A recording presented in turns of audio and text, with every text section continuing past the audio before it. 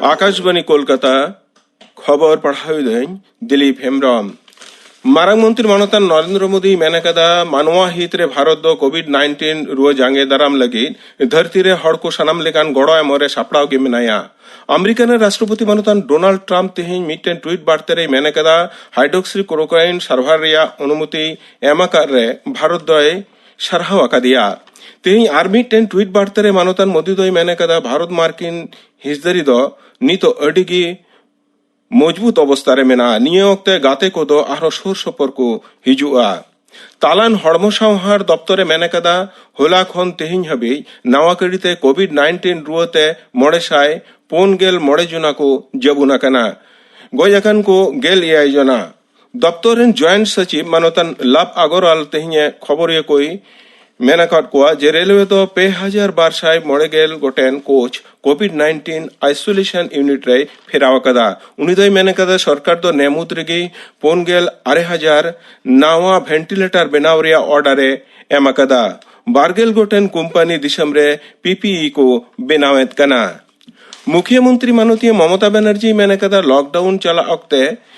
लगती रे सेनो हजू लगी सरकार दो सीमाबद्ध भावते टैक्सी चलाव रिया कथाय हुदिस बिचारेत कना उनी दोय मेनकदा चलावेन बागे पोन टांग रे पोनत रे गेलबार जना नावा कोविड-19 रोगी को ᱧᱟᱢ ᱟᱠᱟᱱᱟ उना लेकारे जबुन अकान कोआ लेखा इरल गल पेरे सेटेर अकाना उना मुद्रे पे हर दो तिहिं को छुटी अकात कोआ उड़ीसा सरकार दो दाराकान पे गेल एप्रिल हबीज पनत रे लॉकडाउन रिया मेयादे बढ़ावा कदा मुख्यमंत्री मानतान नवीन पट्टनायक मिटेन बयान रे मेने कदा तालन सरकार हो नोआ मियाद बढ़ाव रिया ए सुपारिश काव दिया उना पनत रिया सेचेत गांवता को दाराकान गेल याय जून हबीज बंद ताहेना ने पहिल झारखंड रे कोविड-19 रुआते मिन हड़े गजेना उनी दो बोकारो रिया गोमिया एलाकारेन बसिंदाय ताहेकना तुरुगेल मोड़े शेरमारेन उनी उमेरेन हर दो बोकारो जेनरल हासपाताल ले भर्ती ताहेकना तेई सीता उनी दोय हानापुरिया कना उना पनतरे नित हबीते गेल पेजना कोरोना पॉजिटिव रुगुआ टेवान ᱧᱟᱢ कना कोविड-19 जांगेदाराम लगी केरल रेन विज्ञानी को मिटन नावा जंत्र को आविष्कार कदा जेमन मिट सावते नापाय चिकित्सा और हड़मो सावहार कमिया को सुरक्षा को ताहे दाड़ेवा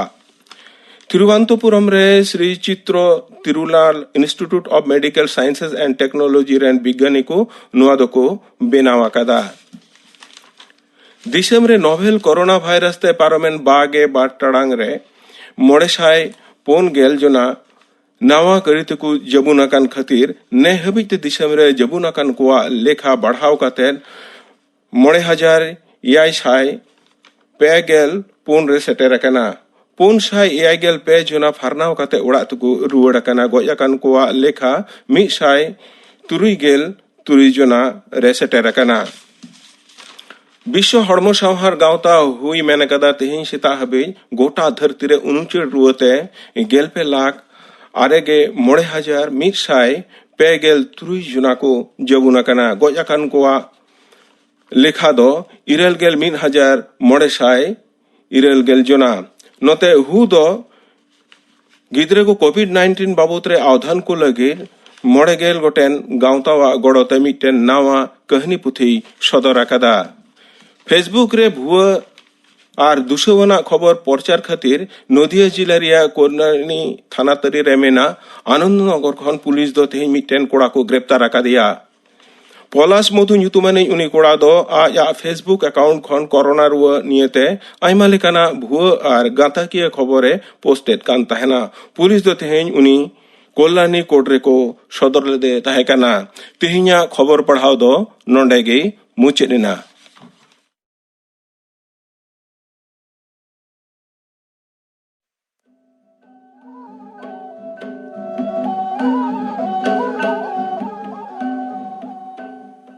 आकाशवाणी कोलकाता पोनसाय मोड़े गेल तुरुई मिटे रियान गीतांजलि उछन तालमा खन उछनो कान शांतारी आखड़ा पे आजमेदा नितो आजम ताबन पे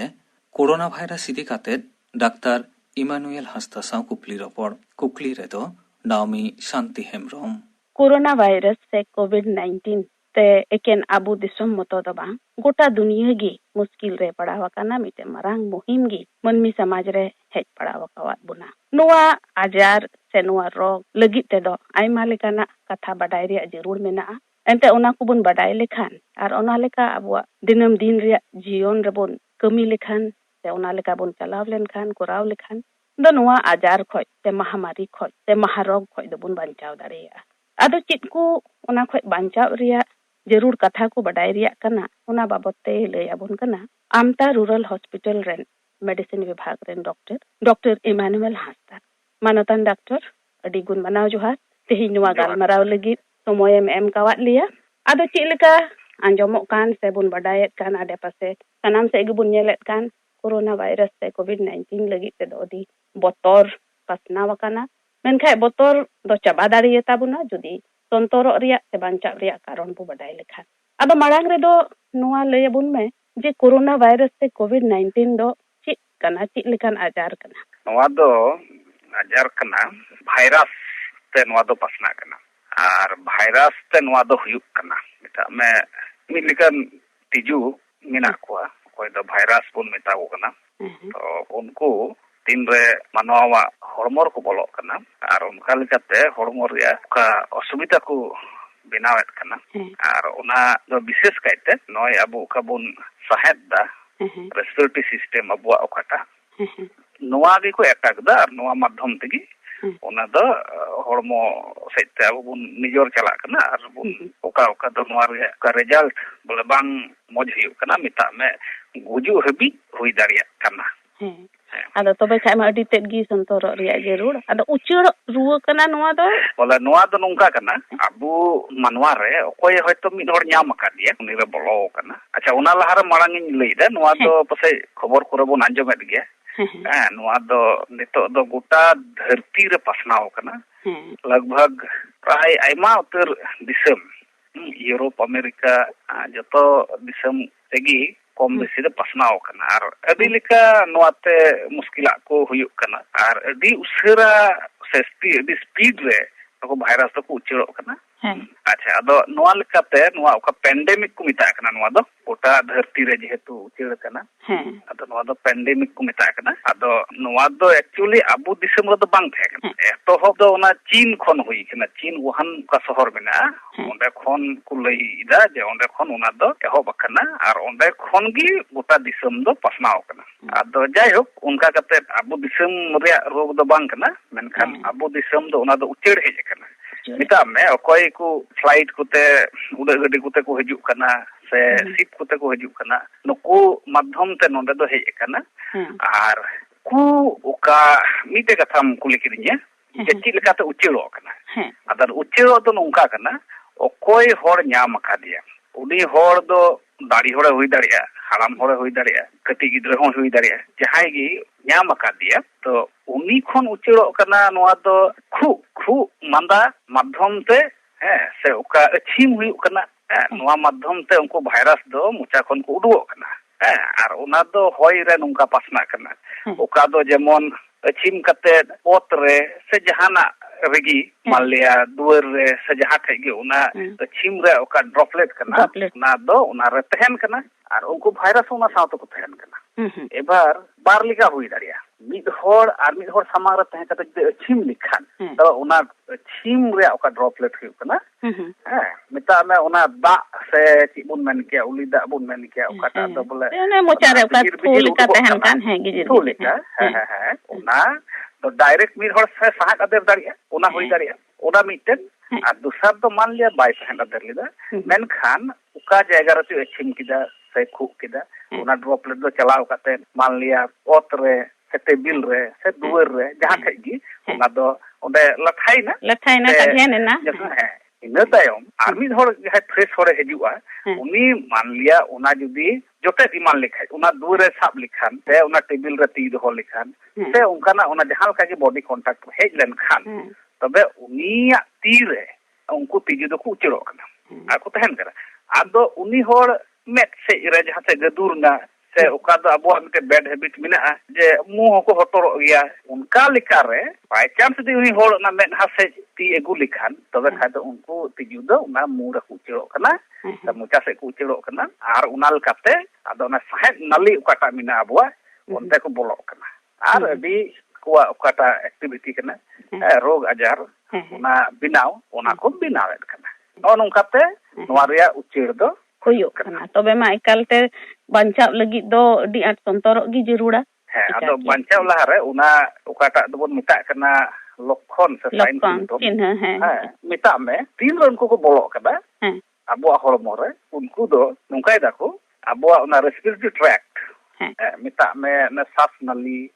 ukata bon sahet da onte ko bolok kana ko sahet aderok kana ko ar una kore akwa infection ko pasna udida multiplication hiu kana ar bai te lata se ko phedok kana na fus re ko bolok kana onde mane phepra se lungs ko bon mita kana ona ko bolok kana ar una ko bariye tabuna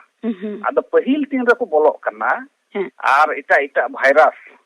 likage no ko ho khu manda ko ehob da do na sign symptom kata kana ona do साधारण नय seasonal cough cold उका को हिउ कना मिता मे ना season रखु मंदा रुवे नवा उका को न्याव बुनो अनिया को दिन मा हुयु गी निया को दिन मा हुयु कान गी दा जे नवा द चेंजिंग वेदर कना मिता मे ने नि रियाल ख जलो से बुन बोलो कना आदो उना बदलो कानते अबुआ हड़मो रिया उका इम्यूनिटी कना सेना रोग प्रतिरोध क्षमता कना उना तो निया ओक्ते दो थोड़ा लेवल दो डाउन गी तहना और भाइरस लगे उना दो दी तटगी बोले मिटेन मिटे कंडीशन है से बिनावाय आदो नोआ ओक्ते रे नुको दो चित को चिकायदा जे इन्फेक्शन को भरावदा आदो नोआ नोआ साइन सिम्पटम भितरे नोआ खु मंदा दो नोआ दो पहिला कना आर हयतो बै बै ते हल्का हल्का रुवा बुन बुझेवा ओ हासु हड़मो हासु बांग रेंगेजा नोआ नोआ को साइन सिम्पटम ते एहबो कना अच्छा आर नोआ दो बै बै ते तीन रे उनको द इन्फेक्शन गोटा ना लंग्स से को फेडो करना उन जो खेदा द नुआरिया सिवियरिटी से नुआरिया उकाटा बुन मेन किया बोले उनारे आरो जस्ती बोले जस्ती माना कोन जस्ती से अदो उका से जस्ती कना साहेद कष्ट हुई कना साहेद कष्ट चिका ना लंग्स रे कमी दो हुई कना बो गैसियस एक्सचेंज हुई बारे कोई ऑक्सीजन होय को बुन साहेद अदेर दा भितरी रे उका बड़ी होय बुन उडुक दा अदो नितो दो हुई कना लंग्स गी जदी बाय कमी खाय ताले उना को बांग हुई कना ताले दा दो उना खोय उना साहेद कष्ट को दो हुई कना अदो नोय नुंकाते अबुआ हड़मो दो अदो मिटे साहेद कष्ट से श्वास कष्ट काबुन मेना उना माध्यम ते अदो उना दो अदि तेद गे बढ़ती कना आर बढ़ती कते नोंका हुई कना जे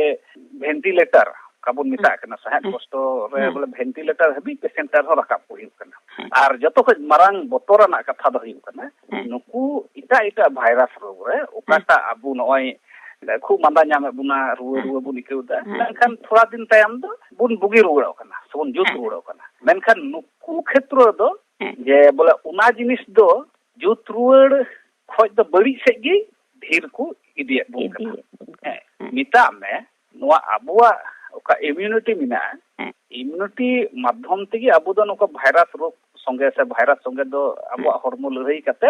बोले बुगी रुआड़ कना मेनखान तो नुको भाइरस नोंका गी नुको बोला गठन कना से नुना गे पसना और स्पीड तो उना कना जे अब इम्यूनिटी हो ओका दो फेलो कना उनको बोला तिंगु दाराम को लगी आदो उनका लेका रे अब मनवा दो मुश्किल से को चला कना ओका दो मिता में नोआ दो माने इम्यूनिटी ओकोय को कम कारण दो रोग प्रतिरोध क्षमता ओकोय कम उनको होड़ रे नुआरिया ओका असर दो बोले अभी जस्ती नेलवो कना मिता में उमेर ते लहाव कान होड़ जेमन 60-65 बछर तायम रेन से नते कटी गिद्र 10-12 बछर लतार नुकुआ दो साधारण भाबे दो उना इम्यूनिटी दो कमोवा जेमन कटी गिद्र दो उना डेवलप पो तकवा बै बै ते धीर चला तकवा बयस साथे साथे आर लटुवा होड़ दो ते एसेतिगी उना उमेर कारण ते उना इम्यूनिटी दो कम आदो नुकु होड़ गी जस्ती को इफेक्ट कना आदो तबे ची लेका ते बुन बंचाव दाड़ी को संतर ची को संतर रिया जरूर मेना जे बुन बंचाव ताहेन तेहिया दिन रे का जायगा रे बन तिंगु कना रितेट के बोतरना कना जे गपावा दिन रे चित हुयुआ ओना तेहिन बोले बाबुन हुदिस ची दाड़े कना विश्व रे गोटा धरती रे नोआ निये दो चिंता रे गे बिना को आदो नोआ टिकाव दाराम ᱦᱮᱸ से तिंगु दाराम ᱦᱮᱸ लगी दो मिद बार ओका मेजर्स बुन मेना ᱦᱮᱸ से पंथा बुन मेना ᱦᱮᱸ उनको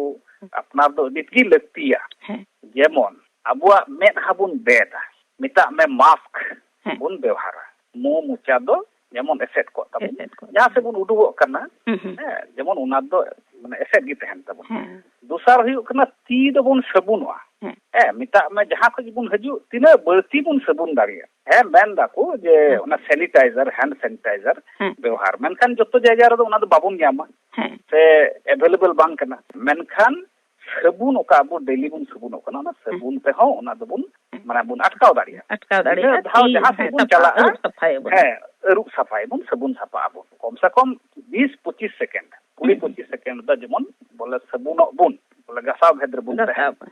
नेल कना एना 20 सेकंड कुते दो जुदी वायरस को तहन कन उनका ओका माकुआ बॉडी स्ट्रक्चर कना वायरसा उना दो रपुदो उनका बोले वर्ल्ड हेल्थ ऑर्गेनाइजेशन WHO उनका को मेन चू कदा आर जतो खन मारांग बनवा नितो सरकार ओकाटा पंथाई लई कवात बुन नवा सोशल डिस्टेंसिंग मिता मनोय नितो ओका लॉकडाउन तलार बुन चला कन लॉकडाउन रिया जोसर मतलब हुई कना सोशल डिस्टेंसिंग मिता में फरक फरक बुन थेना अपन अपिन बुन तहन जतो हड़ अपन अपिन उड़ार बुन थेना तिना कम हुई दाड़िया उना गी जेमन कम बुन उडुको उड़ा खय एकाल जहाना उनकाना जरूर बांखान जेमन आलु बुन उडुक बोले नोआ दो बारया हुई दाड़िया उडुको खाज बुन से उनकाना भीड़ भाड़ बुन चला खान उना तला रे जहाय उनकानी रोग आजार ते नोआ वायरस ते जदी इफेक्ट कान खान ते उनी ᱧᱟᱢ कदी खान उना रोग तो उनी खोय अपना उचिरो रे चांस तहन कना उना मिटन आर मिटे हुई दाड़िया खोय तो आबु भीतर के जहाय ᱧाम काट बुना से आबु भीतर को बोलो कना मेनखान उना साइन सिम्टम दो निथबी एवरी डेवलप आबु रे मेनखान आबु जदी उनकान भीड़ भाड़ बन चला लेनखान आबु खोजो उनको रे उचर दाड़िया है आदो उनाते नोय नोआ डिस्टेंस मेंटेन तो बोले बार लेकाते कमिया नोआ दो अपनार ते हो बांचा और मी दो एटा हड़ हो बांचा है माने समाज हो बांचाओ आर जुदी उनकाना अभी इमरजेंसी की चला हुई खान से जहां हड़ सं गालमारा हुई खान कम से कम उनी खोज दो 1-1.5 मीटर डिस्टेंस दो मेंटेन करता जेमन बुन गालमारा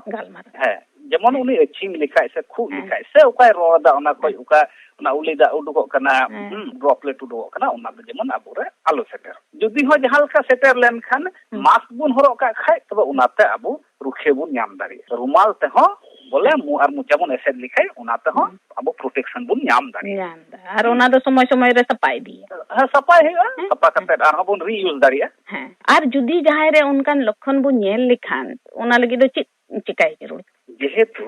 उचेड़ो कना से उचेड़ रोग कना नोआ दो तो उना इयते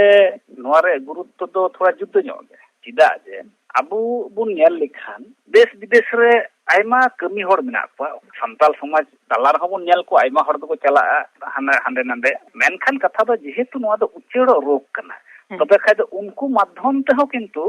अबु आतु उड़ा रे से अबुआ समाज सोसाइटी रे किंतु हेज दाड़िया नोआ दो अति मारा इम्पोर्टेंट कथा कना आदो उना अबु ध्यान रे दोहय तबुना कथा हुई कना जुदी जहाय बारहे को हजू कान खाज तो सरकार उनाय मेन चू कदा इंटर स्टेट ट्रैवलिंग हिस्ट्री जुदी जहाय बिता खाज बिता में मिद राज्य खन इटा राज्य होयतो उनिया ना दाड़ा बड़ा रिया जुदी उनकाना बोले हिस्ट्री मिना खान तबे खाय दो उनी दो मिटेन स्पेशल अटेंशन इमायरा जरूर मिना तमे थोड़ा नजर दारी रे दोहय रे जरूर मिना आदो चिलका बन दोहय दोह दो नोका बन दोहय जे उनी हेजना तो उनी दो मिटेन क्वारंटाइन को मिता माने उना दो मिटे हियु कना नजर रे दोह कम से कम 14 दिन दो उनका मिटेन इटा जायगा रे दोह उचित कना चिदा जे जुदी उनी रे को तिजु को बोलो कान खाय तबे इना 14 दिन भीतर रे जहां साइन सिम्टम तो डेवलप दाड़िया आर साव सावते जुदी उनी रे तिजु को बोलो कान खाय तबे खाद इटा हर के उचेड़ो रे चांस दो बांग थेन कना आदो नोय नोआ को कना नोआ 14 दिन रे क्वारंटाइन रे दोह को रिया दो नितो जेमन सरकार आयमा जायगा रे उनकाना स्कूल को कॉलेज को है से आर उनकान जायगा बोले को उना क्वारंटाइन सेंटर लगी को खुलो कदा आइसोलेशन सेंटर को खुलो कदा आदो नोय नुंका कुरे मान लिया जहाय उड़ा रे जुदी तहन लका अवस्था बांग कान खान ᱛᱚᱵᱮ ᱠᱷᱟᱡ ᱫᱚ ᱩᱱᱤ ᱫᱚ ᱚᱸᱰᱮ ᱛᱟᱦᱮᱱᱟ ᱛᱚᱵᱮ ᱱᱚᱣᱟ ᱛᱮᱫᱚ ᱯᱟᱥᱱᱟᱜ ᱨᱮᱭᱟᱜ ᱚᱱᱟ ᱥᱚᱢᱵᱷᱚᱵᱚᱱᱟ ᱫᱚ ᱠᱚᱢᱚᱜᱼᱟ ᱟᱨ ᱤᱱᱟᱹ ᱠᱟᱛᱮ ᱦᱚᱥᱯᱤᱴᱟᱞ ᱠᱚᱛᱮ ᱦᱚᱸ ᱤᱫᱤᱭᱮ ᱨᱮᱭᱟᱜ ᱚᱱᱟ ᱢᱟ ᱮᱠᱫᱚᱢ ᱜᱮ ᱚᱱᱠᱟᱱᱟᱜ ᱡᱩᱫᱤ ᱞᱚᱠᱠᱷᱚᱱ ᱧᱮᱞ ᱞᱮᱱᱠᱷᱟन ᱫᱚ ᱤমিডিয়েট ᱢᱟᱱᱮ ᱥᱚᱸᱜᱮ ᱥᱚᱸᱜᱮ ᱛᱮ হাসপাতাল ᱪᱟᱞᱟᱣ ᱠᱟᱛᱮ ᱰᱚᱠᱴᱚর ᱠᱚ ᱥᱚᱸᱜᱮ ᱟᱞᱳᱪᱚᱱᱟ ᱦᱩᱭᱩᱜᱼᱟ ᱱᱚᱣᱟ ᱞᱟᱹᱭ ᱠᱚ ᱦᱩᱭᱩᱜᱼᱟ ᱟᱨ ᱡᱮᱢᱚᱱ ᱚᱱᱟ ᱠᱚᱫᱚ ᱟᱞᱚᱵᱚᱱ ᱩᱠᱩᱭ ᱡᱮ ᱚᱠᱟ ᱠᱚ ᱰᱟᱠᱛᱚᱨ ᱠᱚ ᱠᱩᱞᱤ ᱜᱮᱭᱟ ᱚᱠᱟ ᱠᱚᱢ ᱦᱮᱡ ᱠᱟᱱᱟ ᱱᱤᱭᱟᱹ ᱛᱟᱞᱟᱨᱮ ᱡᱟᱦᱟᱸ ᱥᱮᱢ ᱪᱟᱞᱟᱣ ᱠᱟᱱᱟ ᱥᱮ ᱵᱟᱝ ᱵᱟᱨᱦᱮᱢ ᱠᱟᱹᱢᱤᱢ ᱪᱟᱞᱟᱣ ᱠᱟᱱᱟ ᱥᱮ ᱵᱟᱝ ᱢᱮᱱᱠᱷᱟᱱ ᱚᱱᱟ ᱠᱚᱫᱚ ᱡᱮᱢᱚᱱ ᱩᱱᱠᱩ ᱴᱷᱮᱱ ᱫᱚ ᱟᱞᱚᱵᱚᱱ ᱩᱠᱩᱭ ᱡᱚᱛᱚ ᱦᱚᱲ ᱡᱮᱢᱚᱱ ᱞᱟᱹᱭ ᱛᱚᱵᱮ ᱠᱷᱟᱡ ᱫᱚ ᱰᱟᱠᱛᱚᱨ ᱞᱟᱹᱜᱤᱫ ᱚᱱᱟ ᱢᱤᱫᱴᱮᱱ ᱥᱩᱵᱤᱫᱷᱟ ᱦᱩᱭᱩᱜᱼᱟ ᱟᱠᱚ ᱪᱮᱫ ᱞᱮᱠᱟᱛᱮ ᱴᱨᱤᱴᱢᱮন্ট ᱢᱮᱭᱟ ᱥᱮ ᱪᱮᱫ ᱞᱮᱠᱟᱛᱮ ᱨᱟᱱ ᱢᱮᱭᱟ ᱚᱱᱟᱨᱮ ᱢᱤᱫᱴᱮᱱ ᱯᱚᱱᱛᱷᱟ ᱟᱡ ᱞᱮᱠᱟᱭ ᱩᱰᱩᱠ ᱫᱟᱲᱮᱭᱟᱜᱼᱟ ᱟᱨ ᱚᱱᱟ ᱫᱚ ᱟᱵᱚ ᱡᱚᱛᱚ ᱠᱚ ᱞᱟᱹᱜᱤᱫ ᱵᱩᱜᱤᱭᱟᱱᱟᱜ ᱦᱩᱭᱩᱜᱼᱟ ᱟᱨ ᱴᱨᱤᱴᱢᱮন্ট ᱛᱮ ᱵᱮᱥ ᱦᱚᱸᱠᱚ ᱵᱮᱥᱚᱜ ᱠᱟᱱ ᱜᱮᱭᱟ ᱦᱮᱸ ᱵᱤᱥᱩᱜ ᱠᱟᱱ ᱜᱮᱭᱟ ᱠᱚ ᱞᱟᱹᱭᱟ ᱚᱱᱟ ᱰᱟᱠᱛᱚᱨᱮ ᱵᱟᱲᱟᱭ ᱞᱮᱠᱷᱟᱡ ᱫᱚ ᱚᱱᱟ ᱯᱞᱮᱱ ᱢᱤᱫᱴᱮᱡ ᱵᱮᱱᱟᱣᱟ ᱟᱨ ᱚᱱᱟ ᱞᱮᱠᱟ ᱟᱢ ᱫᱚ ᱟᱫᱚ ᱱᱚᱡᱚᱨ ᱨᱮ ᱫᱚᱦᱚ ᱠᱟᱜ ᱢᱮ ᱟᱢᱟᱜ ᱡᱩᱫᱤ ᱡᱟᱦᱟᱱᱟᱜ ᱜᱮ ᱚᱱᱠᱟᱱᱟᱜ ᱢᱩᱥᱠᱤᱞᱟᱜ ᱥᱮ ᱪᱟᱞᱟᱜᱼᱟ ᱛᱩᱨᱟᱹᱱᱛ ᱟᱫᱚ ᱴᱨᱤᱴᱢᱮন্ট ᱮᱦᱚᱵᱚᱜᱼᱟ হাসপাতাল ᱨᱮ ᱵᱷᱩᱨᱛᱤ ᱦᱩᱭᱩᱜᱼᱟ ᱟᱨ ᱚᱱᱟ ᱞᱮᱠᱟ ᱚᱱᱟᱨᱮ ᱚᱠᱟ ᱠᱚ ᱥᱟᱯᱳᱨᱴᱤভ ᱴᱨᱤᱴᱢᱮন্ট ᱠᱟᱱᱟ ᱚᱱᱟ ᱠᱚ ᱴᱨᱤᱴᱢᱮন্ট ᱫᱚ ᱮᱦᱚᱵᱚᱜᱼᱟ ᱱᱚᱝᱠᱟ ᱫᱚ ᱵᱟᱝ ᱠᱟᱱᱟ ᱡᱮ ᱵᱚᱞᱮ ᱧᱟᱢ ᱞᱮᱢ ᱠᱷᱟᱡ ᱡᱚᱛᱚ ᱦᱚᱲ ᱠᱚ ᱜᱚᱡᱚᱜ ᱠᱟᱱᱟ ᱚᱱᱠᱟ ᱫᱚ ᱵᱟᱝ ᱠᱟᱱᱟ ᱴᱨᱤᱴᱢᱮন্ট ᱛᱮ ᱵᱟᱧᱪᱟᱣ ᱠᱚ ᱵᱟᱧᱪᱟᱜ ᱠᱟᱱᱟ ᱟᱨ ᱢᱤᱫᱴᱮᱡ ᱡᱤᱱᱤস ᱠᱟᱱᱟ ᱡᱮ ᱢᱤᱫᱴᱮᱡ ᱦᱚᱲ ᱵᱷᱤᱛᱨᱤ ᱨᱮ ᱡᱮ ᱛᱤᱡᱩᱭ ᱵᱚᱞᱚᱭᱮᱱᱟ ᱠᱳᱨᱳᱱᱟ ᱵᱷᱟᱭᱨᱟᱥ ᱱᱩᱠᱩ ᱡᱩᱫᱤ ko bolo lenkhan je noa do bang kana je boloi nai mane uni hor do symptoms develop ai giya joto hor do bang developa hoyto okoya onen men ken rog protirod khamata se immunity bole adi moj takwa unku re do noa ko symptoms bang ho develop daria menkhan botoron do chi huyuk kana je uni hor aj do bai effect kana menkhan jodi uni bahar re chalaw kate ar hor ko talare misak khan se onkai unku talare bolok khan tobe khai do uni madhyam te ita hor ko infection ma do pasna immunity power pate infection kana kom giya ucher do motamoti joto hor ge ucherwa ucherwa ado okoya immunity power kom giya unku doko noa rea asar do dhir padaw ko immunity power abu hormo re tahen jemon ar ona virus bun bhagaw dariyay ona lagi do chit ko বিশেষ ধ্যান doy riya বিশেষ ধ্যান do noa gi immunity power da abu do jasti hu tabuna ar ona lagi jom nyu সময় রে জেপিদ হো দি Marang factor কানা হরমো বলে zero বাং জিরো লেনখান ᱫᱚ ᱚᱱᱟ ᱢᱤᱫᱴᱮᱡ এনজাইটি ᱦᱩᱭᱩᱜᱼᱟ ᱚᱱᱟ ᱛᱚ ইমিউনিটি পাওয়ার थोड़ा কম দাঁড়িয়েগᱼᱟ ᱟᱫᱚ ᱚᱱᱟᱛᱮ হরমো জিরো জেপিদ নোয়া ᱠᱚ ᱫᱚ ᱡᱮᱢᱚᱱ বলে যথেষ্ট ᱜᱮ ᱦᱩᱭᱩᱜ আর জম ᱧᱩ বিশেষ কাইতে ᱵᱚᱱ ধ্যাᱱᱟ প্রোটিন কার্বোহাইড্রেট ফ্যাট নোয়া ᱠᱚ জম ওকা করে ᱰᱷᱮᱨ ᱢᱮᱱᱟᱜᱼᱟ ওকা ᱠᱚ জম রে নোয়া ᱠᱚ মানে কম্পোনেন্ট ঢের মেনাᱜᱼᱟ ᱚᱱᱟ ᱠᱚ ᱡᱮᱢᱚᱱ ᱴᱷᱤᱠ ᱴᱷᱟᱠ সময় ᱵᱚᱱ ᱡᱚᱢ আর হরমো রেস্ট ᱵᱚᱱ ᱫᱚᱦᱚᱭ তবে খাই ᱫᱚ ᱚᱱᱟᱛᱮ ᱵᱟᱹᱭ ᱵᱟᱹᱭᱛᱮ ᱟᱵᱚ হরমো ᱨᱮᱭᱟᱜ ᱚᱱᱟ ইমিউনিটি পাওয়ার ᱫᱚ ᱰᱷᱮᱨ ᱫᱟᱲᱮᱭᱟᱜᱼᱟ ᱟᱫᱚ ᱟᱹᱰᱤ ᱵᱮᱥᱛᱮ ᱟᱹᱰᱤ ᱰᱤᱴᱮᱞ ᱛᱮ ᱟᱹᱰᱤ ᱯᱟᱥᱱᱟᱣ ᱛᱮᱢ ᱞᱟᱹᱭᱟᱫ ᱵᱚᱱᱟ ᱱᱚᱣᱟ ᱠᱳᱨᱳᱱᱟ ᱵᱷᱟᱭᱨᱟᱥ ᱥᱚᱫᱚᱨᱟᱫ ᱵᱚᱱᱟ ᱥᱟᱹᱨᱤᱜᱮ ᱵᱚᱞᱮ ᱱᱚᱣᱟ ᱫᱚ ᱛᱷᱚᱲᱟ ᱰᱤᱴᱮᱞᱥ ᱛᱮ ᱵᱟᱵᱚᱱ ᱵᱟᱲᱟᱭ ᱞᱮᱠᱷᱟᱱ ᱵᱩᱡᱷᱟᱹᱣ ᱞᱮᱠᱷᱟᱱ ᱦᱚᱭᱛᱚ ᱱᱚᱣᱟ ᱨᱮ ᱩᱱᱟᱹᱜ ᱜᱩᱨᱩᱛᱛᱚ ᱵᱟᱵᱚᱱ ᱮᱢᱟᱣᱟ ᱟᱨ ᱱᱚᱣᱟ ᱜᱩᱨᱩᱛᱛᱚ ᱵᱟᱝ ᱮᱢ ᱞᱮᱠᱷᱟᱱ মুশকিল ᱫᱚ ᱟᱹᱰᱤ ᱛᱮᱫ ᱜᱮ ᱵᱟᱹᱲᱛᱤ ᱪᱟᱞᱟᱣ ᱫᱟᱲᱮᱭᱟᱜᱼᱟ ᱟᱨ ᱮᱢᱚᱱ ᱠᱤ ᱜᱩᱡᱩᱜ ᱦᱟᱹᱵᱤᱡ ᱦᱩᱭ ᱫᱟᱲᱮᱭᱟᱜᱼᱟ ᱱᱚᱣᱟ ᱨᱮ ᱟᱫᱚ ᱚᱱᱟᱛᱮ ᱡᱮᱢᱚᱱ ᱡᱚᱛᱚ ᱦᱚᱲ ᱥᱚᱱᱛᱚᱨ ᱵᱚᱱ ᱛᱟᱦᱮᱱ ᱟᱨ ᱥᱚᱨᱠᱟর ᱥᱚᱸᱜᱮ ᱱᱤᱛᱚᱜ ᱡᱮᱢᱚᱱ ᱟᱵᱚ ᱦᱚᱸ ᱵᱚᱱ ᱜᱚᱲᱚ ᱟᱵᱚ ᱦᱚᱸ ᱟᱵᱚᱣᱟᱜ ᱥᱚᱦᱚᱡᱳᱜ ᱦᱚᱸ ᱡᱮᱢᱚᱱ ᱛᱟᱦᱮᱱ ᱟᱨ ᱚᱠᱟ ᱠᱚᱭ ᱢᱮᱛᱟᱵᱚᱱ ᱠᱟᱱᱟ ᱚᱱᱟ ᱠᱚᱫᱚ ᱡᱮᱢᱚᱱ ᱢᱚᱱᱮ ᱯᱨᱟণᱮ ᱜᱮᱵᱚᱱ ᱯᱷᱚᱞᱚᱭ ᱥᱮᱵᱚᱱ ᱚᱱᱟ ᱵᱚᱱ ᱯᱟᱸᱡᱟᱭ ᱮᱱᱛᱮ ᱚᱱᱟ ᱫᱚ ᱟᱵᱚ ᱞᱟᱹᱜᱤᱫ ᱜᱮ ᱵᱷᱟᱹᱞᱟᱹᱭ ᱠᱟᱱᱟ বিশেষ কাইতে নয় ওড়াᱜ রে তাহেনে মেতাবন কানা আলুপে আলুপে উডুকᱚᱜᱼᱟ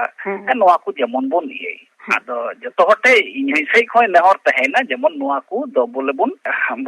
ᱯᱟᱸᱡᱟ ᱥᱮᱵᱚᱱ ᱵᱟᱛᱟᱣ ᱚᱠᱟ ᱫᱚ ᱱᱚᱝᱠᱟ ᱦᱩᱭᱩᱜᱼᱟ ᱟᱵᱚ ᱥᱟᱱᱛᱟᱞ ᱥᱚᱢᱟᱡᱽ ᱨᱮ ᱥᱳᱥᱟᱭᱴᱤ ᱨᱮ ᱵᱤশেষ ᱠᱟᱭᱛᱮ ᱟᱵᱚ ᱫᱚ ᱫᱟᱬᱟ ᱵᱟᱲᱟᱭ ᱵᱚᱱ ᱦᱮᱣᱟᱣ ᱠᱟᱱᱟ ᱚᱠᱟ ᱫᱚ ᱚᱱᱟ ᱦᱮᱣᱟ ᱠᱟᱨᱚᱱ ᱛᱮᱜᱮ ᱦᱚᱭᱛᱚ ᱱᱚᱝᱠᱟ ᱦᱩᱭᱱᱟ ᱱᱚᱣᱟ ᱫᱚᱵᱚᱱ ᱦᱤᱲᱤᱧ ᱠᱮᱫᱟ ᱟᱫᱚ ᱚᱠᱟ ᱴᱷᱮᱡ ᱪᱚᱵᱚᱱ ᱡᱟᱨᱣᱟᱭᱮᱱᱟ ᱜᱚᱞᱯᱚᱭ ᱫᱟᱵᱚᱱ ᱜᱟᱞᱢᱟᱨᱟᱣ ᱫᱟᱵᱚᱱ ᱟᱨ ᱚᱱᱠᱟᱱᱟᱜ ᱦᱚᱸ ᱦᱩᱭ ᱫᱟᱲᱮᱭᱟᱜᱼᱟ ᱟᱫᱚ ᱚᱱᱟ ᱠᱚᱫᱚ ᱡᱮᱢᱚᱱ ᱫᱷᱮᱭᱟᱱ ᱨᱮᱵᱚᱱ ᱫᱚᱦᱚᱭ ᱠᱚᱢ ᱥᱮ ᱠᱚᱢ ᱱᱚᱣᱟ ᱵᱷᱟᱭᱨᱟᱥ ᱨᱮᱭᱟᱜ ᱛᱤᱱᱟᱹᱜ ᱫᱤᱱ ᱱᱚᱣᱟ ᱮᱯᱷᱮᱠᱴ ᱛᱟᱦᱮᱱ ᱠᱟᱱᱟ ᱤᱱᱟᱹᱜ ᱫᱤᱱ ᱫᱚ ᱠᱚᱢ ᱥᱮ ᱠᱚᱢ ᱟᱵᱚ